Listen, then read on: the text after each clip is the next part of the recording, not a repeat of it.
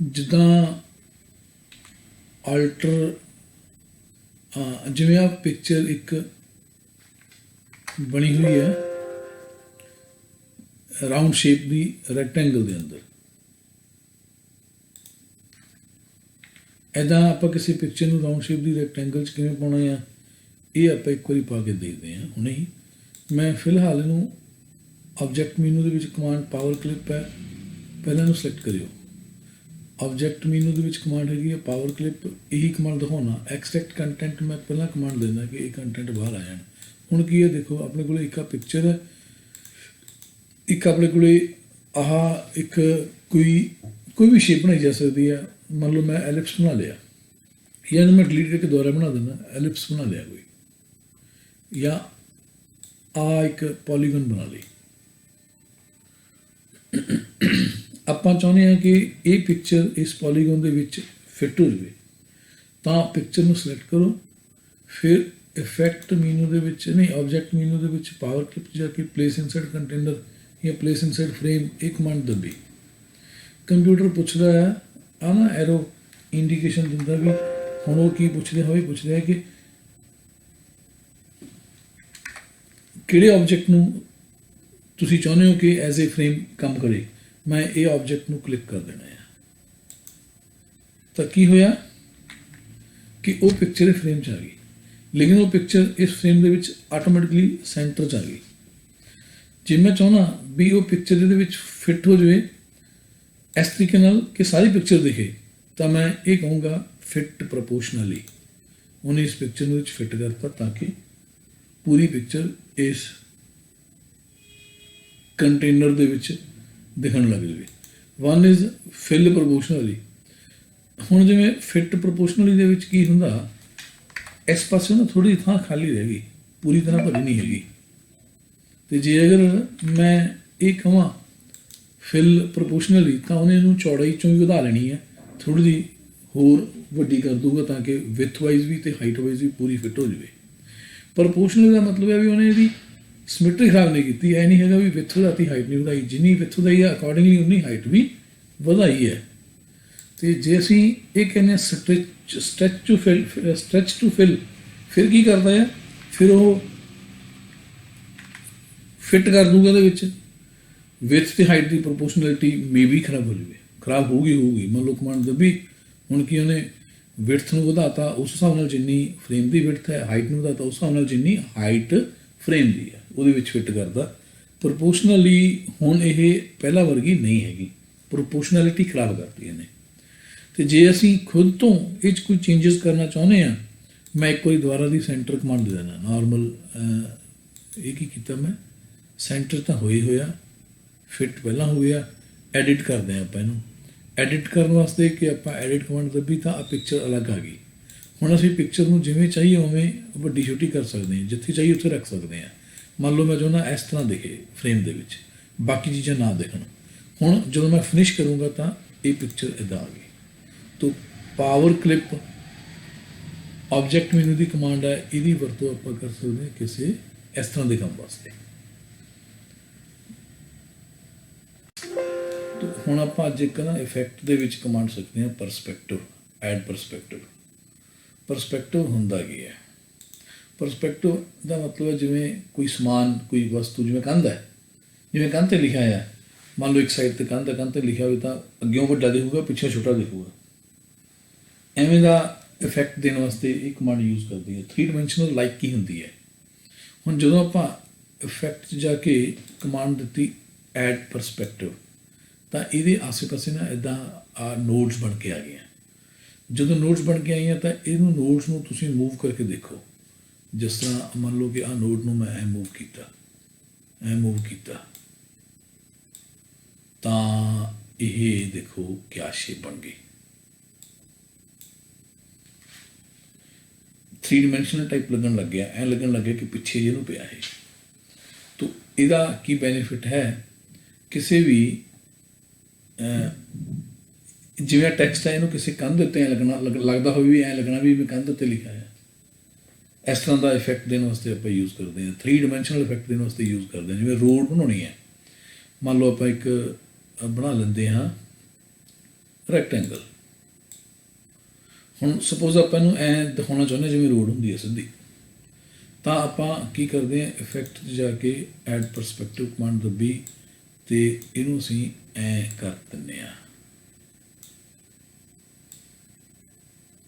ਭਾਵੇਂ ਕਿ ਐਂ ਕਰ ਦਈਏ, ਇਹ ਐਂ ਲੱਗਣ ਲੱਗਿਆ ਜਿਵੇਂ ਕੋਈ ਸਮਾਨ ਪਿਆ ਹੁੰਦਾ ਫਰਸ਼ ਦੇ ਉੱਤੇ, ਜਾਂ ਜਿਵੇਂ ਰੋਡ ਬਣੀ ਹੋਈ ਹੈ ਲਾਈਕ ਇੱਦਾਂ।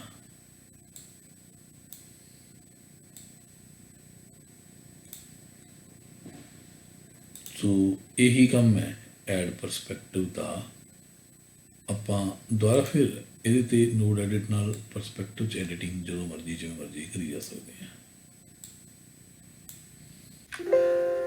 ਇਫੈਕਟ ਦੇ ਵਿੱਚ ਇੱਕ ਕਮਾਂਡ ਹੈ ਕਾਪੀ ਇਫੈਕਟ, ਤਾਂ ਆਪਾਂ ਕਰ ਲਿਆ। ਕਲੋਨ ਇਫੈਕਟ, ਕਲੋਨ ਇਫੈਕਟ ਇਹ ਵੀ ਪਹਿਲਾਂ ਕੁਝ ਸਿਲੈਕਟ ਕਰ ਲਓ ਫਿਰ ਇਹ ਕਮਾਂਡ ਚੱਲੂਗੀ। ਮੰਨ ਲਓ ਮੈਂ ਆਹ ਚੀਜ਼ ਇੱਕ ਸਿਲੈਕਟ ਕਰ ਲਈ, ਕੋਈ ਚੀਜ਼ ਬਣਾ ਲਈ, ਸਿਲੈਕਟ ਕਰ ਲਈ। ਹੁਣ ਜੇ ਮੈਂ ਇੱਥੇ ਕਮਾਂਡ ਦੇਵਾਂ ਇਫੈਕਟ ਮੀਨੂ ਦੇ ਅੰਦਰ ਕਲੋਨ ਇਫੈਕਟ, ਕਲੋਨ ਇਫੈਕਟ ਅਤੇ ਕਾਪੀ ਇਫੈਕਟ ਦਾ ਫਰਕ ਕੀ ਹੈ?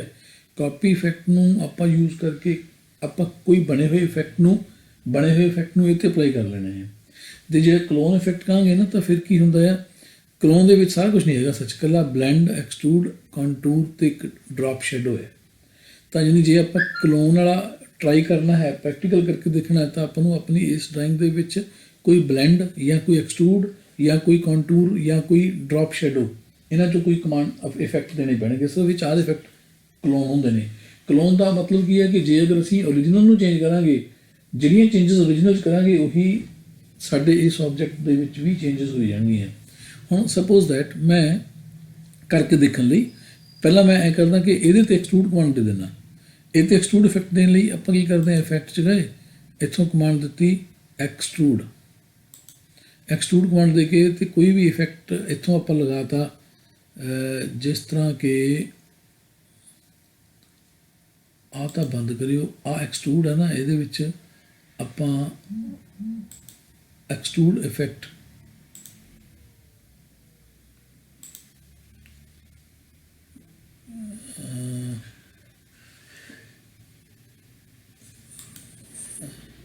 ਅੱਛਾ, ਇੱਥੇ ਆਪਾਂ ਵੈਲਿਊ ਭਰ ਦਿੰਦੇ ਹਾਂ। ਇੱਕ ਗੱਲ ਹੋਰ ਸੀਗੀ,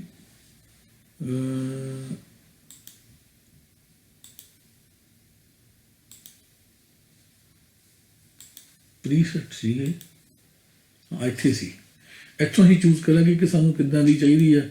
ਮੰਨ ਲਓ ਮੈਂ ਕਹਿੰਦਾ ਬਿਗ ਬੈਕ ਔਰ ਅਪਲਾਈ ਕਰਤਾ, ਤਾਂ ਕੀ ਹੋਇਆ ਕਿ ਐਕਸਟਰੂਡ ਇਫੈਕਟ ਲੱਗ ਗਿਆ। ਹੁਣ ਸਪੋਜ਼ ਕਿ ਆਪਾਂ ਇੱਕ ਹੋਰ ਚੀਜ਼ ਬਣਾ ਲਈ, ਮੰਨ ਲਓ ਮੈਂ ਇੱਥੇ ABC ਨਾਲ ਕੁਛ ਲਿਖ ਦਿੰਦਾ, ਇੱਥੇ ਮੈਂ ਕੁਛ ਲਿਖਤਾ, ਮੰਨ ਲਓ NLC ਲਿਖਤਾ। ਤੋ ਜਿਹੜਾ ਇਫੈਕਟ ਅਸੀਂ ਇਹ 'ਤੇ ਲਾਇਆ ਉਹੀ ਇਫੈਕਟ ਇਹਦੇ ਲਾਉਣਾ ਆ। ਤਾਂ ਕਾਪੀ ਇਫੈਕਟ ਵੀ ਕਰ ਸਕਦੇ ਹਾਂ, ਕਲੋਨ ਇਫੈਕਟ ਵੀ ਕਰ ਸਕਦੇ ਹਾਂ। ਕਲੋਨ ਦਾ ਮਤਲਬ ਜੇ ਅਸੀਂ ਬਾਅਦ ਵਿੱਚ ਇਹਨੂੰ ਚੇਂਜਸ ਕਰਾਂਗੇ ਤਾਂ ਉਹੀ ਚੇਂਜਸ ਇਹਦੇ 'ਚ ਵੀ ਅਪਲਾਈ ਹੋ ਜਾਣਗੇ, ਲੇਟਰ ਵੀ ਉਹਦੇ ਨਾਲ ਉਹਦਾ ਲਿੰਕ ਰਹੂਗਾ ਇਫੈਕਟ ਦਾ। ਹੁਣ ਮੈਂ ਇੱਥੇ ਕਮਾਂਡ ਦੇਣ ਲੱਗਿਆ, ਇਫੈਕਟ 'ਚ ਜਾ ਕੇ ਕਲੋਨ ਇਫੈਕਟ ਐਕਸਟਰੂਡ ਫਰੋਮ ਆ ਡੱਬੇ ਤੋਂ, ਸਿਲੈਕਟ ਨਹੀਂ ਹੋਇਆ, ਦੁਬਾਰਾ ਕਰਦੇ ਹਾਂ, ਇਹਨੂੰ ਕਲਿੱਕ ਕੀਤਾ, ਹੋ ਗਿਆ। ਤਾਂ ਜੋ ਇਫੈਕਟ ਇੱਥੇ ਸੀ ਉਹੀ ਇਫੈਕਟ ਇੱਥੇ ਆ। ਫਰਕ ਇਹ ਹੈ ਕਿ ਇਹ ਪਹਿਲਾਂ ਵਾਈਟ ਬਿਨਾਂ ਕਲਰ ਤੋਂ ਸੀਗੀ, ਇਹ 'ਚ ਕਲਰ ਫਿਲ ਕੀਤਾ ਹੋਇਆ। ਜੇ ਆਪਾਂ ਇਹ 'ਚੋਂ ਵੀ ਕਲਰ ਕੱਟ ਦਈਏ ਤਾਂ ਇਹਦਾ ਜਮੇ ਕੱਟਿਆ ਜਾਣਾ। ਇੱਕ ਮਿੰਟ, ਲਾਈਨ ਦਾ ਕਲਰ ਰੱਖਣਾ ਆਪਾਂ ਨੇ, ਲਾਈਨ ਦਾ ਕਲਰ ਆ ਜਾਵੇ ਜੀ। ਤੋ ਇਹਦਾ ਐਕਸਟਰੂਡ ਅਤੇ ਇਹਦਾ ਐਕਸਟਰੂਡ ਦੋਨੋਂ ਦਾ ਸੇਮ ਇੱਕੋ ਜਿਹਾ ਹੀ ਹੈ। ਹੁਣ ਜੇ ਆਪਾਂ ਇਹਦੇ ਐਕਸਟਰੂਡ ਵਿੱਚ ਕੋਈ ਚੇਂਜਸ ਕਰਦੇ ਹਾਂ, ਮੰਨ ਲਓ ਮੈਂ ਇਹਨੂੰ ਕਲਿੱਕ ਕਰਕੇ ਇਹਨੂੰ ਐਡਿਟ ਕਰਦਾ ਹਾਂ, ਐਡਿਟ ਕਰਕੇ ਇਹਦੇ ਵਿੱਚ ਕੋਈ ਚੇਂਜ ਕਰਦਾ, ਸਪੋਜ਼ ਦੈਟ ਮੈਂ ਇਸ ਤਰ੍ਹਾਂ ਸਮ ਚੇਂਜਸ ਕਰਤੀਆਂ, ਅਪਲਾਈ ਕਰਤਾ, ਤਾਂ ਜਿਹੜੀਆਂ ਚੇਂਜਸ ਇੱਥੇ ਕੀਤੀਆਂ ਉਹੀ ਇੱਥੇ ਵੀ ਅਪਲਾਈ ਹੋ ਗਈਆਂ। ਅਤੇ ਜੇ ਮੈਂ ਕਾਪੀ ਕਰਦਾ ਤਾਂ ਸਿਰਫ ਇੱਕ ਵਾਰੀ ਜੋ ਸੀ ਕਾਪੀ ਹੋਣਾ ਸੀਗਾ, ਲੇਟਰ ਚੇਂਜ ਨਹੀਂ ਸੀ ਹੋਣਾ। ਇਸ ਤਰ੍ਹਾਂ ਹੀ ਬਲੈਂਡ ਹੈ, ਉਹ ਵੀ ਕਲੋਨ ਬਣਾ ਸਕਦੇ ਹਾਂ ਬਲੈਂਡ ਦਾ ਵੀ। ਇਸ ਤਰ੍ਹਾਂ ਹੀ ਡਰੋਪ ਸ਼ੈਡੋ ਇਫੈਕਟ ਆ, ਉਹਦਾ ਵੀ ਆਪਾਂ ਕਲੋਨ ਬਣਾ ਸਕਦੇ ਹਾਂ।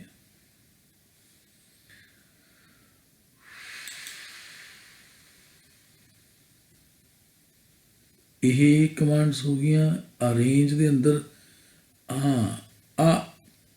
ਅਲਾਈਨ ਐਂਡ ਡਿਸਟਰੀਬਿਊਟ ਆਪਾਂ ਕਮਾਂਡ ਕਰ ਲਈ ਸੀ ਜਾਂ ਨਹੀਂ? ਸ਼ਾਇਦ ਨਹੀਂ ਕੀਤੀ, ਵਿੱਚ ਯੂਜ਼ ਹੁੰਦੀ ਤਾਂ ਆਪਾਂ ਕਰ ਲੈਂਦੇ ਸੀਗੇ, ਉਹਦਾ ਨਹੀਂ ਕੀਤੀ ਹੈਗੀ।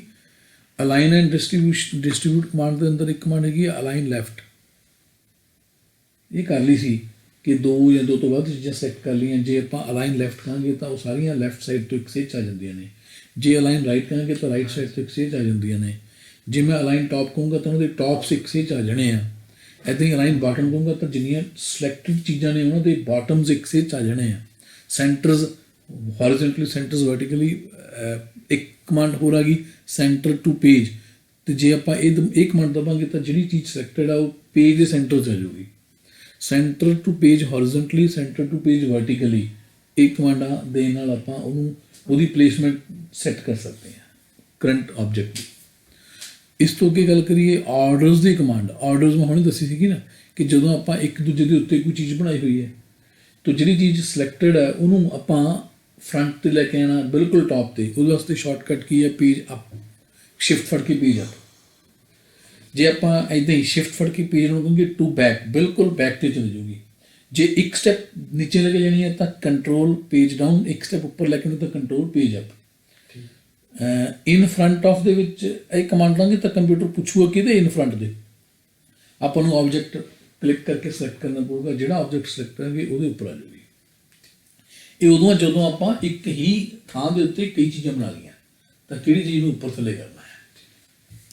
ਉਹ ਤੋਂ ਬਾਅਦ ਬਿਹਾਈਂਡ, ਜਿਵੇਂ ਇਨ ਫਰੰਟ ਆਫ ਹੈ ਇੱਦਾਂ ਹੀ ਬਿਹਾਈਂਡ ਹੈ। ਜਿਹੜਾ ਬਿਹਾਈਂਡ ਹੈ ਉਹ ਕੀ ਕਰੂਗਾ, ਪੁੱਛੂਗਾ ਕਿਹੜੇ ਆਬਜੈਕਟ ਦੇ ਨੀਚੇ ਜਾ ਜਾਵਾਂ। ਆਪਾਂ ਆਬਜੈਕਟ ਸਿਲੈਕਟ ਕਰਾਂਗੇ ਉਹਦੇ ਨੀਚੇ ਚੱਲ ਜਾਊਗੀ ਚੀਜ਼।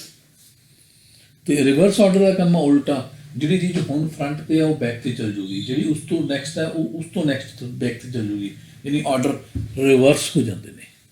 ਇਹ ਕਮਾਂਡ ਉਦੋਂ ਹੀ ਯੂਜ਼ਫੁਲ ਹੈ ਜਦੋਂ ਆਪਾਂ ਇੱਕੋ ਹੀ ਜਗ੍ਹਾ ਦੇ ਉੱਤੇ ਸੇਮ ਲੋਕੇਸ਼ਨ ਦੇ ਉੱਤੇ ਇੱਕ ਤੋਂ ਉੱਤੇ ਦੂਜੀ ਉੱਤੇ ਤੀਜੀ ਉੱਤੇ ਚੌਥੀ ਚੀਜ਼ਾਂ ਬਣਾ ਲੈਂਦੇ ਹਾਂ।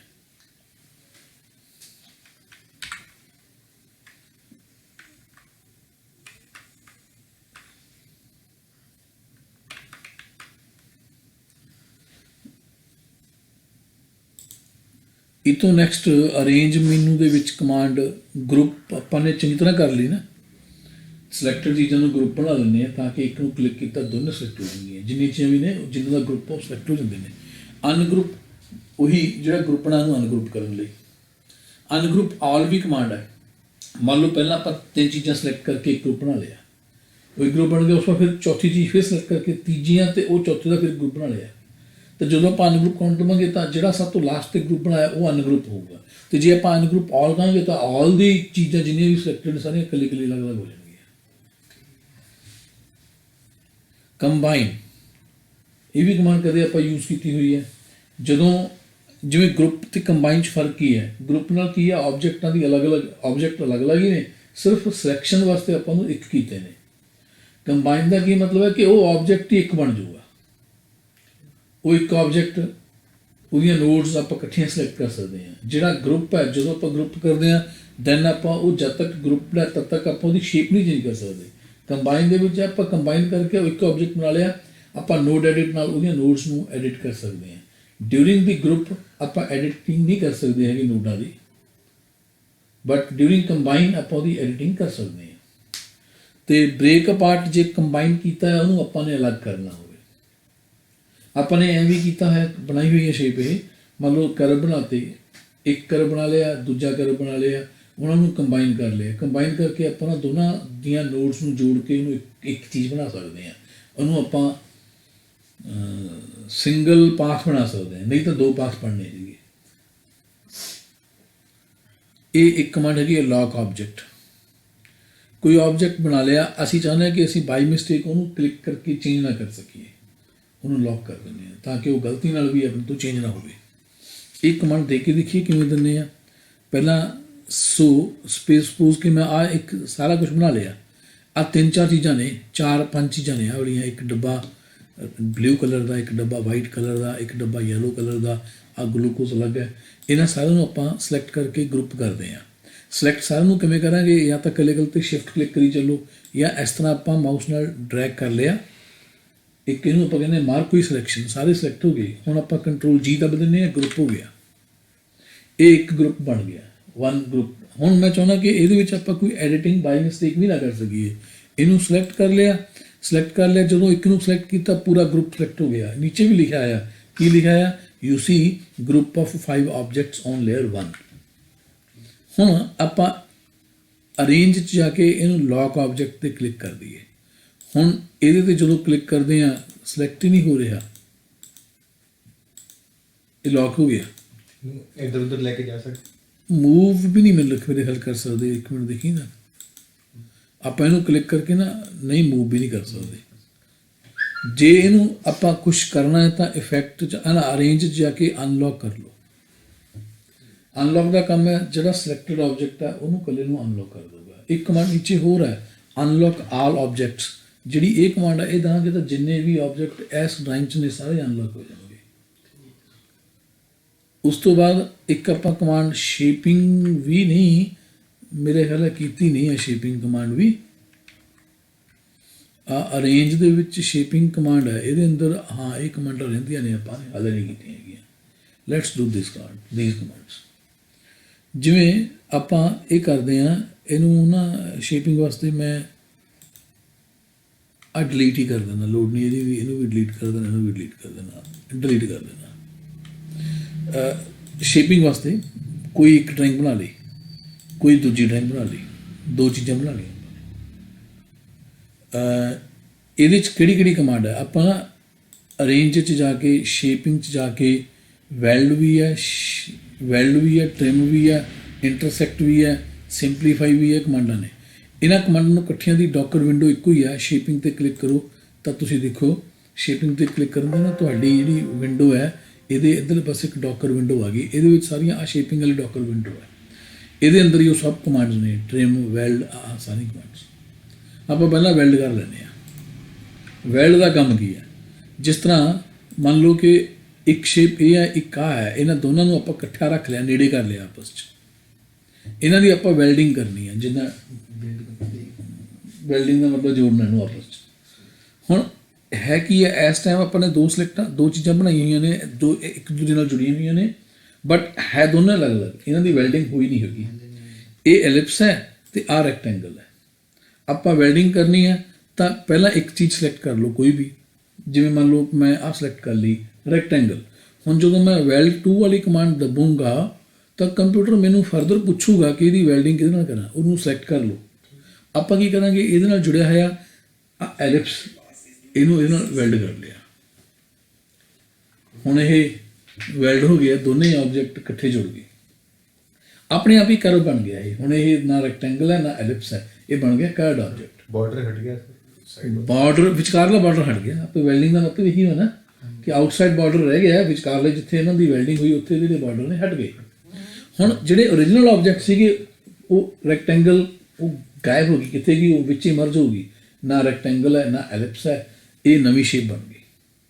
ਤੇ ਜੇ ਅਸੀਂ ਚਾਹੁੰਦੇ ਕਿ ਓਰੀਜਨਲ ਜਿਹੜੀ ਸੋਰਸ ਆਬਜੈਕਟ ਨੇ ਉਹ ਵੀ ਪਏ ਰਹਿੰਦੇ, ਟਾਰਗੇਟ ਵੀ ਪਏ ਰਹਿੰਦੇ। ਸੋਰਸ ਕੀ ਸੀ, ਜਿਹਨੂੰ ਮੈਂ ਪਹਿਲਾਂ ਸਿਲੈਕਟ ਕੀਤਾ ਸੋਰਸ ਹੈ, ਜਿਹਨੂੰ ਬਾਅਦ ਸਿਲੈਕਟ ਕੀਤਾ ਉਹ ਟਾਰਗੇਟ ਹੈ। ਇਹ ਦੋਹੇ ਆਪਾਂ ਰੱਖੇ ਨਹੀਂ ਹੈਗੇ। ਜੇ ਮੈਂ ਇਹਨਾਂ ਦੋਨਾਂ ਨੂੰ ਔਨ ਕਰਕੇ ਵੈਲਡ ਕਮਾਂਡ ਦੇ ਦਿੰਦਾ, ਯਾਨੀ ਕਿ ਵੈਲਡ 2 ਕਮਾਂਡ ਤੋਂ ਪਹਿਲਾਂ ਅਗਰ ਮੈਂ ਇਹ ਦੋਨੇ ਔਨ ਕਰ ਦਿੰਦਾ ਤਾਂ ਵੈਲਡਿੰਗ ਹੋ ਕੇ ਨਵਾਂ ਆਬਜੈਕਟ ਬਣਨਾ ਸੀਗਾ। ਸੋਰਸ ਆਬਜੈਕਟ ਨੂੰ ਵੀ ਉਹ as it is he copy ਕਰਕੇ ਡੁਪਲੀਕੇਟ ਬਣਾ ਦਿੰਦਾ, ਉਹ ਪਏ ਰਹਿਣ ਦੇਣਗੇ।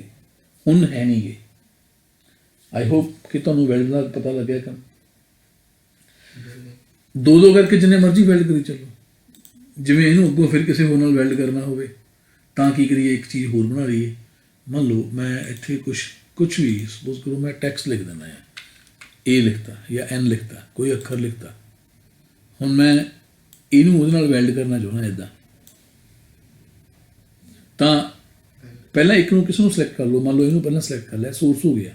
ਵੈਲਡ 2 ਕਮਾਂਡ ਦੱਬੀ, ਉਹ ਕਹਿੰਦਾ ਕਿਸ ਨਾਲ ਵੈਲਡ ਕਰਨਾ, ਮੈਂ ਇਹਦੇ ਨਾਲ ਕਹਿ ਦਿੰਦਾ, ਤਾਂ ਇਹ ਦੋਨੇ ਇਕੱਠੇ ਹੋ ਗਏ। ਹੁਣ ਇਹ ਇੱਕ ਸ਼ੇਪ ਬਣ ਗਈ।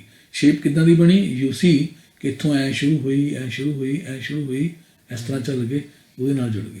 ਸਰ ਇਹਦਾ ਕਲਰ ਚੇਂਜ ਕਰ ਸਕਦੇ? ਬਿਲਕੁਲ ਕਰ ਸਕਦੇ ਹੋ, ਤਾਂ ਹੈ ਹੀ ਹੈ ਨਾ। ਇਹਦਾ ਇੱਕ ਸ਼ੇਪ ਬਣ ਗਈ ਨਾ। ਹੁਣ ਇਹ ਐਨ ਨਹੀਂ ਰਹੀ ਹੈਗੀ, ਉਹ ਟੈਕਸਟ ਨਹੀਂ ਰਿਹਾ, ਟੈਕਸਟ ਵੀ ਕਰਵ ਦੇ ਵਿੱਚ ਕਨਵਰਟ ਹੋ ਗਿਆ। ਤੋ ਇਹ ਵੈਲਡ ਹੋ ਗਈ। ਚਲੋ ਇੱਦਾਂ ਹੀ ਇਹਦੇ ਵਿੱਚ ਹੋਰ ਕੀ ਹੈ, 1 ਇਜ਼ ਟ੍ਰਿਮ। ਟ੍ਰਿਮ ਦਾ ਮਤਲਬ ਹੁੰਦਾ ਮਾਈਨਸ ਕਰਨਾ ਜਾਂ ਕੱਟਣਾ। ਸਪੋਜ਼ ਕਰੋ ਇਸ ਸ਼ੇਪ ਦੇ ਵਿੱਚੋਂ ਮੈਂ ਇੱਥੋਂ ਨਾ ਇੱਦਾਂ ਰਾਊਂਡ ਸ਼ੇਪ ਕੱਟਣੀ ਚਾਹੁੰਦਾ ਕੋਈ, ਤਾਂ ਮੈਂ ਕੀ ਕਰਦਾ ਹਾਂ, ਇੱਕ ਦੇਖਿਓ ਕੋਈ ਵੀ ਸ਼ੇਪ, ਚਲੋ ਮੰਨ ਲਓ ਅਸੀਂ ਇੱਥੇ ਨਾ ਮੈਂ A ਲਿਖ ਦਿੰਦਾ ਆ 1 ਮਿੰਟ ਲਈ, ਉਹ ਸੌਰੀ ਇਹ ਮੈਂ ਕੁਛ ਹੋਰ ਕਰ ਗਿਆ, ਡਿਲੀਟ ਇਟ। ਮੈਂ A ਤੇ ਕਲਿੱਕ ਕਰਕੇ ਇੱਥੇ ਕੋਈ ਟੈਕਸਟ ਲਿਖ ਦਿੰਦਾ, ਕਰਸਰ ਗਿਆ ਨਹੀਂ ਹੈ, A ਤੇ ਕਲਿੱਕ ਨਹੀਂ ਹੋਇਆ, ਇੱਥੇ ਮੈਂ ਮੰਨ ਲਓ ਚਲੋ R ਲਿਖਤੀ, ਕੈਪੀਟਲ R ਲਿਖ ਦਿੰਦੇ ਆ। ਹੁਣ ਕੈਪੀਟਲ R ਨੂੰ ਮੈਂ ਐਵੇਂ ਇੱਥੇ ਪਾ ਦਿੰਦਾ। ਹੁਣ ਮੈਂ ਚਾਹੁੰਦਾ ਵੀ ਜਿਹੜਾ R ਜਿੰਨੀ ਇਹ ਆਪਸ ਦੇ ਵਿੱਚ ਜੁੜਦੀ ਹੈ, ਮੈਂ ਇਹਨੂੰ ਵੱਡੀ ਵੀ ਕਰ ਦਿੰਦਾ ਥੋੜ੍ਹਾ ਜਿਹਾ, ਵਿਜ਼ੀਬਲੀ ਇਸ ਤਰ੍ਹਾਂ ਹੋ ਜਾਊਗਾ। ਹੁਣ ਜਿੰਨੀ R ਜੁੜਦੀ ਹੈ ਉਨੀ ਵਿੱਚੋਂ ਕੱਟ ਜਾਵੇ, ਤਾਂ ਮੈਂ ਸੋਰਸ ਆਬਜੈਕਟ ਪਹਿਲਾਂ ਸਿਲੈਕਟ ਕਰ ਲਿਆ। ਹੁਣ ਮੈਂ ਕਮਾਂਡ ਦੇਣ ਲੱਗਿਆ ਇੱਥੋਂ ਟ੍ਰਿਮ ਵਾਲੀ ਕਮਾਂਡ ਦਿੱਤੀ, ਤਾਂ ਇਹਦਾ ਮਤਲਬ ਹੈ ਜੇ ਮੈਂ ਚਾਹੁੰਦਾ ਕਿ ਸੋਰਸ ਓਰੀਜਨਲ ਇੱਦਾਂ ਹੀ ਪਿਆ ਰਹੇ ਤਾਂ ਮੈਨੂੰ ਔਨ ਕਰ ਦਿੱਤਾ, ਮੇਰੀ ਮਰਜ਼ੀ ਔਨ ਆਫ ਕਰ ਸਕਦਾ ਹਾਂ।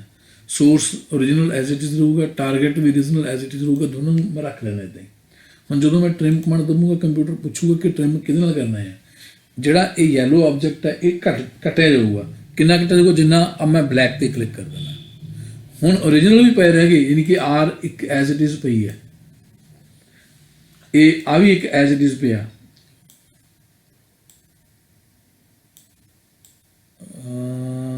ਗਲਤ ਹੋ ਗਿਆ, ਗਲਤ ਕੀ ਹੋਇਆ, ਆ ਵੀ ਆਰਟਿਸਟਿਕ ਟੈਕਸਟ ਹੈ। ਅੱਛਾ, ਮੇਰੀ ਇੱਕ ਗਲਤੀ ਹੋਈ ਹੈ, ਮੈਂ ਟ੍ਰਿਮ ਮੈਨੇ ਉਹਨੂੰ ਕਰਨਾ ਜਿਹੜਾ ਬਾਅਦ ਸਿਲੈਕਟ ਕੀਤਾ, ਪਹਿਲਾਂ ਨਹੀਂ ਕਰਨਾ ਹੈਗਾ। ਮੈਂ ਅੰਡੂ ਕਰਾਂ, ਮੈਨੂੰ ਹੁਣ ਰਿਅਲਾਈਜ਼ ਹੋ ਗਿਆ, ਅਬਜ਼ਰਵ ਕੀਤਾ, ਪ੍ਰੈਕਟੀਕਲ ਤੋਂ ਪਤਾ ਲੱਗਿਆ। ਹੁਣ ਇਹ ਟੈਕਸਟ ਹੈ, ਮੈਂ ਅੰਡੂ ਕਰਤਾ, ਵਾਪਸ ਮੁੜ ਗਈ, ਇਹ ਟੈਕਸਟ ਹੈ, ਇਹ ਇੱਕ ਡਰਾਇੰਗ ਬਣੀ ਹੋਈ ਹੈ। ਮੈਂ ਇਹਨੂੰ ਪਹਿਲਾਂ ਸਿਲੈਕਟ ਕਰਾਂ, ਟ੍ਰਿਮ ਬਾਅਦ ਨੂੰ ਕਰੂਗਾ, ਤੋ ਹੁਣ ਮੈਂ ਟ੍ਰਿਮ ਕਮਾਂਡ ਦੱਬੀ, ਕੰਪਿਊਟਰ ਪੁੱਛੂ ਕਿ ਇਹਨੂੰ ਟ੍ਰਿਮ ਕਰਨਾ, ਮੈਂ ਕਹੂੰਗਾ ਇਹਨੂੰ ਟ੍ਰਿਮ ਕਰ ਦੇ। ਹੁਣ ਕੀ ਹੋਇਆ, ਆਹ ਆਬਜੈਕਟ ਵਿੱਚੋਂ ਜਿੰਨੀ ਚੀਜ਼ ਜੁੜਦੀ ਸੀ ਨਾ, ਉਹ R ਵਾਲੇ ਜਿਹੜੇ ਦੋ ਸੀਗੇ ਲਾਈਨਾਂ, ਉਹ ਜਿੰਨੀਆਂ ਆਪਸ 'ਚ ਇੱਕ ਦੂਜੇ ਨੂੰ ਓਵਰਲੈਪ ਕਰਦੀਆਂ ਨੇ, ਉਨੀ ਚੀਜ਼ ਘਟ ਗਈ, ਉਨੀ ਮਾਈਨਸ ਹੋ ਗਈ। ਤੇ ਮੇਰੇ ਦੋਨੇ ਔਨ ਨੇ ਨਾ, ਕਿ ਓਰੀਜਨਲ ਐਜ਼ ਇਟ ਇਜ਼ ਪਿਆ ਰਹੇ, ਸੋਰਸ ਵੀ ਤੇ ਟਾਰਗੇਟ ਵੀ। ਓਰੀਜਨਲ ਸੋਰਸ ਵੀ ਐਜ਼ ਇਟ ਇਜ਼ ਪਿਆ ਰਿਹਾ, ਓਰੀਜਨਲ ਸੋਰਸ ਹੋ ਗਿਆ, ਓਰੀਜਨਲ ਟਾਰਗੇਟ ਹੋ ਗਿਆ। ਇਹ ਦੋਨੇ ਵੀ ਪਏ ਰਹਿ ਗਏ, ਤੇ ਆ ਨਵੀਂ ਸ਼ੇਪ ਵੀ ਬਣ ਗਈ। ਜੇ ਮੈਂ ਇਹ ਦੋਨੇ ਆਫ ਕਰ ਦਿੰਦਾ, ਫਿਰ ਕਦੇ ਨਵੀਂ ਸ਼ੇਪ ਬਣ ਜਾਣੀ ਸੀਗੀ, ਉਹਨੇ ਕੱਟ ਜਾਣਾ ਸੀ। ਅੰਡਰਸਟੈਂਡ ਕਿ ਟ੍ਰਿਮ ਦਾ ਕੰਮ ਪਤਾ ਲੱਗ ਗਿਆ। ਮੈਂ ਇਹਨੂੰ ਡਿਲੀਟ ਕਰ ਦੇਣਾ, ਫਾਲਤੂ ਚੀਜ਼ਾਂ ਨੂੰ ਆ ਰੱਖ ਲਿਆ। ਇਹ ਅਗਰ ਮੈਂ ਐ ਰੱਖ ਕੇ ਟ੍ਰਿਮ ਕਰ ਦੇਵਾਂ, ਵਿੱਚੋਂ R ਕੱਟੀ ਜਾਊਗੀ, ਸਮਝ ਗਏ ਨਾ। ਤੇ ਅਗਰ ਮੈਂ ਮੰਨ ਲਓ R ਨੂੰ ਸਿਲੈਕਟ ਕਰ ਲਿਆ, ਹੁਣ ਮੈਂ ਕਮਾਂਡ ਇੱਕ ਵਾਰੀ ਫਿਰ ਦੇਣਾ ਟ੍ਰਿਮ, ਫਿਰ ਮੈਂ ਆ ਦੇਤਾ, ਤਾਂ ਹੁਣ ਕੀ ਹੋਇਆ, ਯੂ ਸੀ ਵਿੱਚੋਂ R ਕੱਟੀ ਗਈ। ਅਦਰਵਾਈਜ਼ ਉਹ ਕਟਿੰਗ ਕਰਨੀ ਹੋਈ ਤਾਂ ਸਾਨੂੰ ਬਹੁਤ ਔਖੀ ਲੱਗੇ। ਹੁਣ ਸ਼ੇਪ ਨਵੀਂ ਬਣ ਗਈ।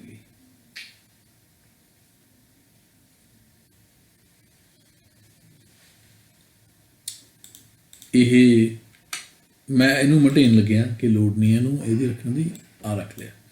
ਅੱਗੇ ਹੋਰ ਕੀ ਹੈ, ਟ੍ਰਿਮ ਤੋਂ ਬਾਅਦ ਹੈਗਾ ਇੰਟਰਸੈਕਟ। ਇੰਟਰਸੈਕਟ ਦਾ ਕੀ ਕੰਮ ਹੈ,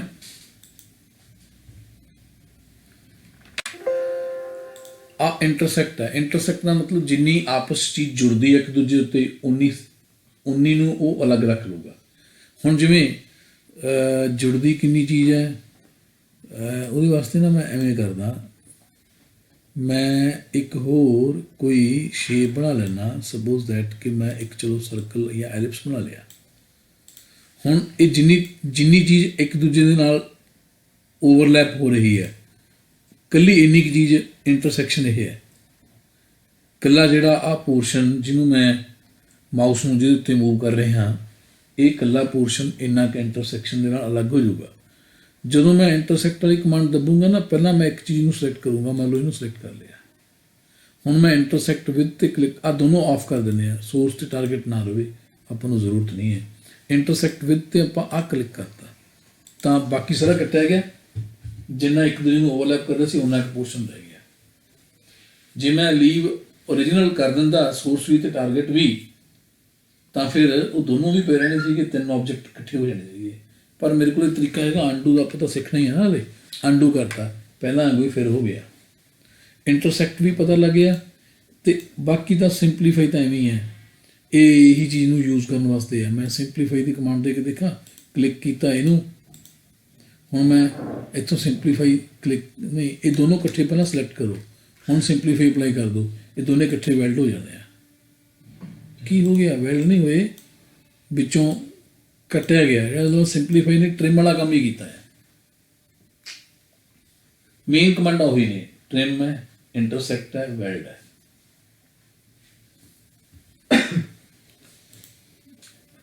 ਹੁਣ ਮੈਂ ਤੁਹਾਨੂੰ ਇੱਕ ਕਮਾਂਡ ਕਰਾਉਣਾ, ਕਨਵਰਟ। ਆ ਕਮਾਂਡ ਹੈ convert outline to object. Outline ਮੋਟੀ ਜੀ ਕਰ ਲਈਏ, ਜਿਵੇਂ ਹੁਣ ਸਪੋਜ਼ ਕਰੋ ਮੈਂ ਆ ਇੱਕ ਸ਼ੇਪ ਬਣਾ ਲਈ, ਇਹਦੀ ਆਊਟਲਾਈਨ ਨੂੰ ਮੈਂ ਮੋਟੀ ਕਿਵੇਂ ਕਰਾਂ?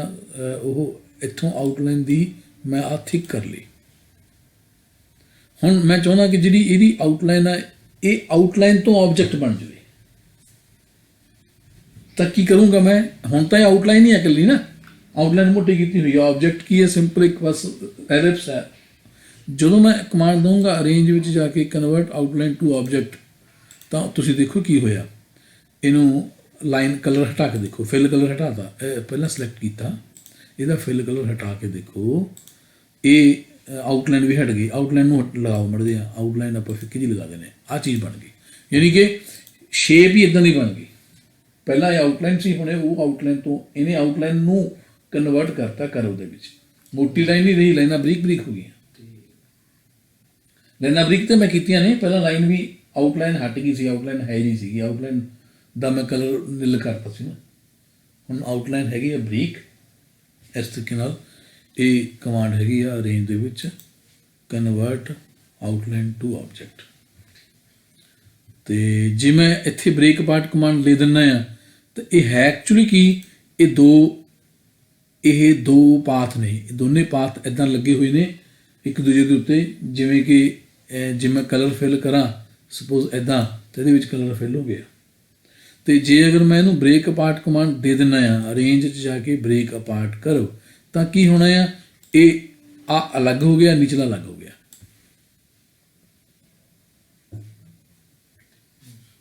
ਦੋ ਚੀਜ਼ਾਂ ਸੀਗੀਆਂ, ਦੋਨੋਂ ਅਲੱਗ-ਅਲੱਗ ਪਾਥ ਸੀਗੇ, ਦੋਨਾਂ ਨੂੰ ਬ੍ਰੇਕ ਅਪਾਰਟ ਕਰਤਾ।